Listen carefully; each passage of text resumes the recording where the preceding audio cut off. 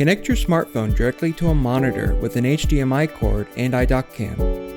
And all the solutions for using your smartphone as a document camera with iDocCam. The easiest way is through an HDMI cord. Let's download the iDocCam app first. Launch the App Store. Search for iDocCam.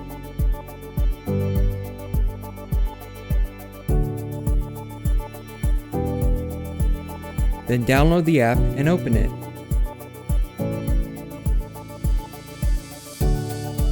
Now plug in the HDMI port on a monitor and connect to your iPhone.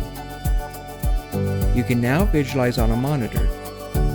You need the appropriate adapter for your smartphone. For more information, please visit IPEVO.com.